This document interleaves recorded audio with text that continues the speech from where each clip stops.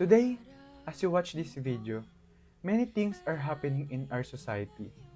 The effects of the pandemic on our lives are still severe, and we know many of you, especially frontliners, are working hard to support yourselves, your families, and our communities by providing services that are most needed. For that reason, we really appreciate that you're putting yourselves in the middle of a battlefield where you cannot see the enemies and are still fighting for us.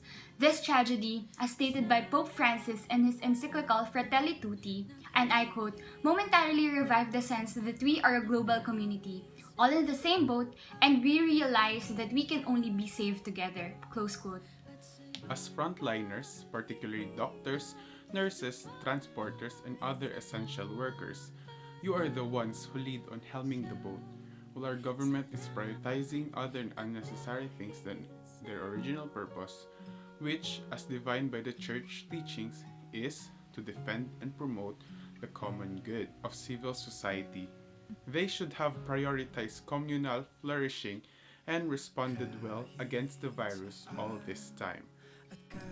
Moreover, we already witness many kinds of injustices as well as selfish notions driven by a profit-based economy that do not hesitate to exploit, discard, and even kill human beings. This is not what God wanted us to do. So as the election comes, the Church constantly forms our consciences and reminds us that, as Catholics, we need to persuade all people to support candidates who value and defend the precious human life and dignity that we have. It is one of the duties of the laity in transforming the world, so let us fulfill it. And again, for those who have truly stood out and braved their way through this pandemic, our frontliners, we thank you. No one deserves recognition in these unprecedented times more than you. You have been stewards of God's creation as you have continually preserved life. With this, you have also been the herald of good news in bringing hope to our country. Truly, you have carried every Filipino on your shoulders. Situations have been nothing but rough for all of us. We simply do not let these injustices pass through. We are with you for fighting for better conditions and for proper compensation. Deeply valuing your skills and your services, we courage on. Together, we will enact change that is for the people and by the people. But things do not end here. As stewards of Christ first and citizens of our country second, We must further our cause. With this, we are amplifying the 3-point call to act. Advocating for more humane conditions. Existing systems that are being perpetuated go from degradation to total neglect of human life. Let us see through this, scrutinize each one, and push for more humane conditions. We are not human doings.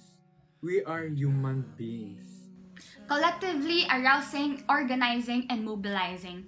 True change happens in our communities and on the streets. This change can be concretized when we, as a nation and as a church, collectively arouse, organize, and mobilize ourselves and the people around us. Triumphing the gospel, the signs of the times keep manifesting themselves. Let us then answer with the heightened courage to fight on and champion the good word as we prepare ourselves and the word for the coming of the kingdom of God. Lastly, in collating and pushing for our thoughts and intentions, we heed the Lord's grace and intervention that His will be done on this earth. In the name of the Father, of the Son, and of the Holy Spirit. Amen. Dear God, we have come to ask for forgiveness as recent actions towards our brothers and sisters were inhumane. Forgive us for forgetting about the teachings of the Church and for not doing what good Christians should do. Despite our shortcomings as stewards of your holy creation, we thank you for the gift of life. Thank you for guiding the frontliners to become our hope in these challenging times.